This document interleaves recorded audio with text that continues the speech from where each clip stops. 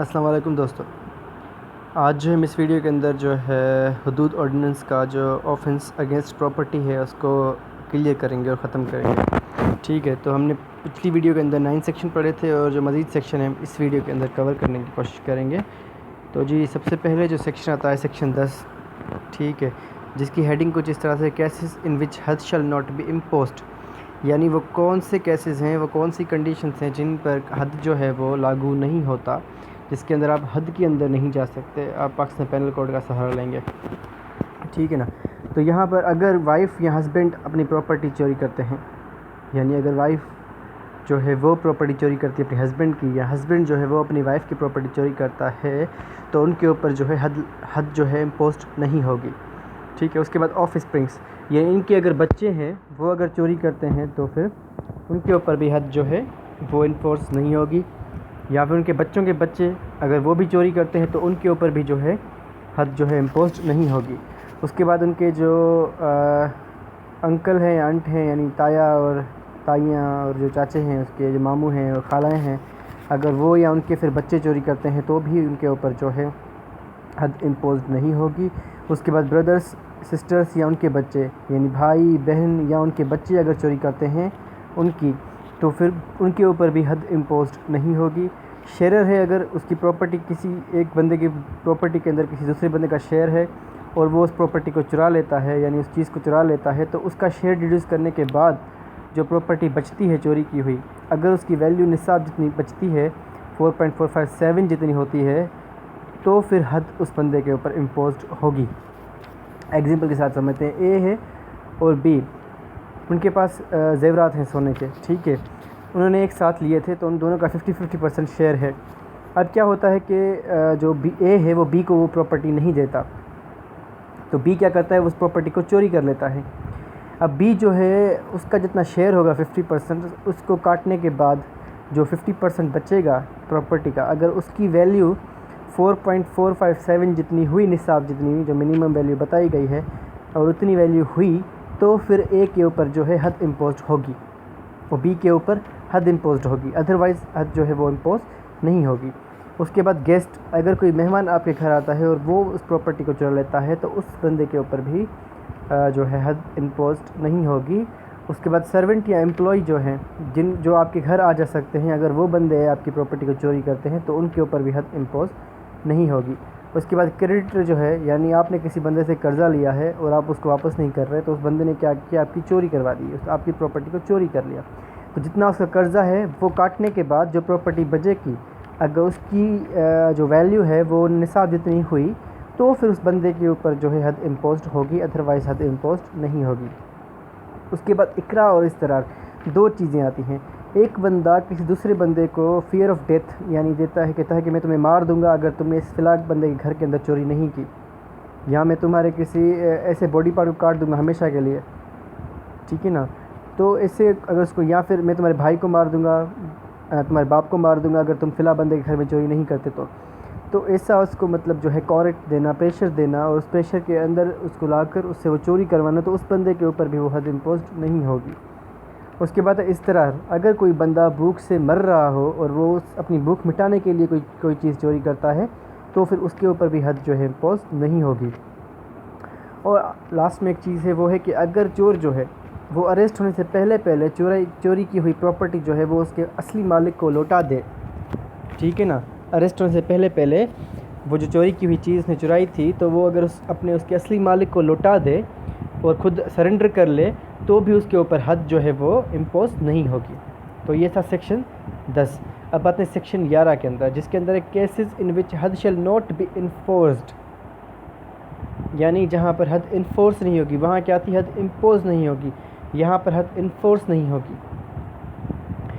अब ठीक है, वो थी एक्सेप्शन, यानी वो क्लासेस थे उनके ऊपर जो हद वो इम्पोज होगी ही नहीं, लेकिन यहाँ पर हद तो इम्पोज होगी लेकिन वो इन्फोर्स नहीं होगी। अब किस तरह से, कि अगर जो है कन्विक्टेड पर्सन है, उसने बयान दिया था कि भाई हाँ मैंने चोरी की है और ये मेरी चोरी किया हुआ सामान है, अगर वो इस बयान से मुकर जाए कि भाई मैंने नहीं दिया, ठीक है, और मैंने चोरी नहीं की, तो फिर क्या होगा, वहाँ पर हद इन्फोर्स नहीं होगी, ठीक है। Second condition, when any witness resiles, यानी कोई विटनेस है, हमने 7 सेक्शन पे अंदर पढ़ा था कि प्रूफ कैसे होगा कि 2 विटनेस होने चाहिए। 10 के अलशहूद के मुताबिक 2 विटनेस होने चाहिए। उन दोनों विटनेस में से कोई एक बंदा कहता है कि भाई मैं अपने बयान से मुकरता हूँ, इस बंदे ने चोरी नहीं की, ठीक है, या फिर जो मैंने बयान दिया था वो झूठा बयान था मेरा, तो ये क्या होगा कि जो विटनेस की रिक्वायरमेंट होगी वो रिड्यूस हो जाएगी, कम हो जाएगी। यानी 2 विटनेस की जगह पर 1 विटनेस रह जाएगा। एक विटनेस ने जो अपना बयान वापस ले लिया तो वहाँ पर क्या होगा, हद इन्फोर्स नहीं होगी, ठीक है ना। उसके बाद कि विक्टिम खुद विथड्रा कर दे, विक्टिम कहे कि भाई जो मैंने इल्ज़ाम लगाया था वो झूठा है, या फिर ये कहे कि जो कन्विक्टेड पर्सन है उसने झूठी गवाही दी है कि उसने चोरी की है, ठीक है ना। बहुत सारी कंडीशन हो सकती है विथड्रा की, या तो वो खुद हाथ उठा ले उस केस से, या फिर ये कह दे कि कन्विक्टेड जो पर्सन है उसने झूठा बयान दिया है, या फिर कोई विटनेस जो है वो झूठा बयान दे रहा है। तो इस कंडीशन के अंदर भी विक्टिम जो है विथड्रा कर सकता है केस। उसके बाद जो क्लॉज ए है, जो ऊपर मैंने आपको बताया कि ऑफेंडर अगर अपने बयान से मुकर जाता है तो फिर क्या होगा, केस रीट्रायल होगा, कोर्ट फिर से उस केस को ट्रायल करेगी और फिर से सारे एविडेंस और ये सब कुछ सुनेगी। उसके बाद क्लॉज बी सी डी के अंदर जो है वो ताज़ीर अवार्ड जो है वो दिया जाएगा, यानी कोर्ट अपने मुताबिक जो फैसला दे वो दे सकता है, ठीक है ना। तो सेक्शन 11 ये कहता है। सेक्शन 12 के अंदर आते हैं स्टोलन प्रॉपर्टी रिकवर्ड। अब इसके अंदर जो है हमें 2 कंडीशन मिलती हैं। अगर प्रॉपर्टी आइडेंटिफाइड नेचर के अंदर हमें मिल जाती है, यानी जिस कंडीशन में चोरी की गई थी अभी तक उसी कंडीशन में मौजूद है, ठीक है ना, या फिर उसको आइडेंटिफाई किया जा सकता है कि हाँ यार ये चोरी जो है की हुई प्रॉपर्टी मेरी है, ठीक है ना, या फिर टेंजेबल फॉर्म में अभी भी टेंजेबल फॉर्म में है कि हम इसको टच कर सकते हैं। तो फिर क्या होगा, अगर प्रॉपर्टी पुलिस वो रिकवर कर लेती है तो वो प्रॉपर्टी वापस दी जाएगी उसके ओनर को, यानी जिसकी चोरी हुई थी। और अगर प्रॉपर्टी हमें वापस मिल जाती है टेंजेबल फॉर्म के अंदर, आइडेंटिफाइबल फॉर्म के अंदर और गुड कंडीशन के अंदर, तो हम उस प्रॉपर्टी को वापस करेंगे ओनर को जिसकी वो प्रॉपर्टी थी। और सेकंड कंडीशन कि अगर वो प्रॉपर्टी ख़त्म हो जाती है, डिस्ट्रॉय हो जाती है, ठीक है ना, तो फिर क्या होगा, अगर ऑफेंडर को हद इन्फोर्स्ड हो गई है ऑफेंडर के ऊपर और ऑफेंडर को सज़ा हो चुकी है और प्रॉपर्टी भी डिस्ट्रॉय हो चुकी है, तो फिर ऑफेंडर लाइबल नहीं है कि वो ओनर को कंपनसेट करे उसकी प्रॉपर्टी के लिए, क्योंकि उसने हद उसके ऊपर इन्फोर्स हो गई। अब उसके हाथ पैर जो कटेंगे तो फिर वो उस बंदे को कंपनसेट नहीं कर सकता ओनर को उस प्रॉपर्टी के लिए, क्योंकि हद इन्फोर्स हो गई उसके ऊपर। उसके बाद सेक्शन 15 आता है डेफिनेशन ऑफ हराबा। हराबा मीन्स ऑर्गेनाइज क्राइम जो प्री प्लान हो और फोर्स के साथ हो, ठीक है, यानी जिस बंदे के साथ हो रहा हो उसको पता हो कि भाई मेरे साथ ये गलत काम हो रहा है और ये मेरे साथ क्राइम हो रहा है।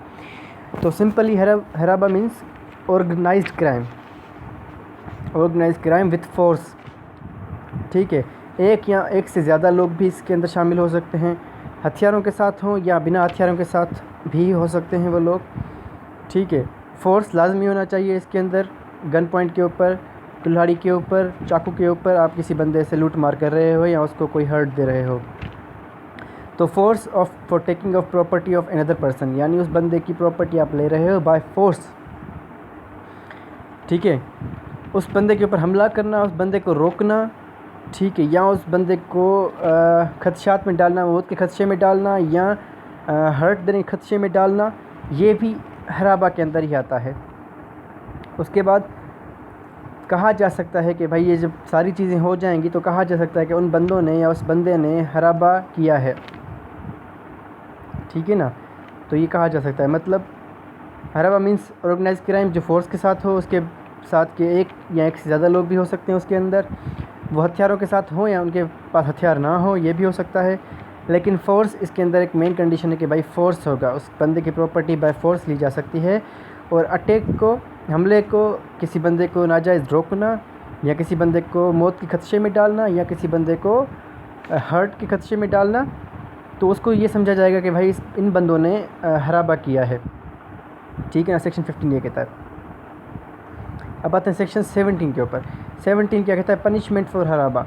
अब इसके अंदर है कि भाई एक बंदा अडल्ट जो है, नौजवान में, प्यूबर्टी एज में, फ़र्स्ट टाइम अगर वो हराबा करता है और उसके अंदर कोई हर्ट नहीं होता और कोई मर्डर भी नहीं होता और कोई प्रॉपर्टी जो है उससे लूटी भी नहीं जाती, मतलब वो जब कमिट कर रहा हो और पकड़ा गया हो, ठीक है ना, तो उसको 30 जो है कोड़े लगेंगे, ठीक है, 30 कोड़े लगेंगे और वो जेल में रहेगा जब तक कि कोर्ट ये ना मान ले कि भाई इस बंदे को अब एहसास हुआ है और बड़ा ही ख़तरनाक किस्म का एहसास हुआ है कि इसने गलत काम किया है, तो कोर्ट उसको कुछ कंडीशन के ऊपर रिहा कर सकती है, लेकिन कम से कम सज़ा जो है वह 3 साल सज़ा होगी, कम से कम इस एक्ट के लिए 3 साल सज़ा होगी।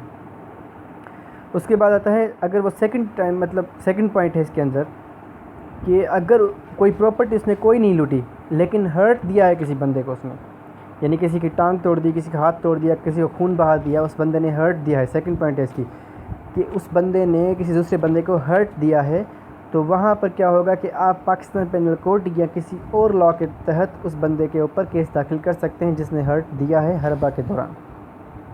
ठीक है। उसके बाद है थर्ड पॉइंट के ऊपर, मर्डर नहीं हुआ लेकिन प्रॉपर्टी लूट ली गई है। प्रॉपर्टी लूटने के बाद बंदा पकड़ा गया और वो जो प्रॉपर्टी थी उसकी वैल्यू थी निसाब जितनी, तो उस बंदे का राइट हैंड जो है वो काटा जाएगा और लेफ़्ट फुट जो है वो काटा जाएगा सज़ा के तौर पे। और जो है अगर एक से ज़्यादा लोग हराबा करते हैं तो फिर देखा जाएगा कि भाई जो लूटी हुई प्रॉपर्टी है और वो अगर डिवाइड की जाए तो उन बंदों में किसको निसाब की वैल्यू जितनी प्रॉपर्टी आती है। अगर चार बंदे हैं, चारों को निसाब की वैल्यू जितनी प्रॉपर्टी आती है डिवीज़न के ऊपर, यानी 4.457 जितनी प्रॉपर्टी चारों के बीच में डिवाइड हो जाती है, तो चारों के ऊपर हद इन्फोर्स होगी। अगर तीन को शेयर होती है 4.457, एक को नहीं होती, तो वो एक क्या होगा, एक्सेप्टेड होगा हद से, बाकी तीनों को हद जो है इन्फोर्स होगी। तो इस वीडियो के अंदर हमने जो है ऑर्डिनेंस जो था ऑफेंस अगेंस्ट प्रॉपर्टी का वो कवर कर लिया है। नेक्स्ट वीडियो के अंदर इंशाल्लाह जो हम है नेक्स्ट ऑर्डिनेंस को पढ़ेंगे जो है आई थिंक जना का। ठीक है ना। Thank you so much. अल्लाह हाफिज़। Subscribe my channel for more videos.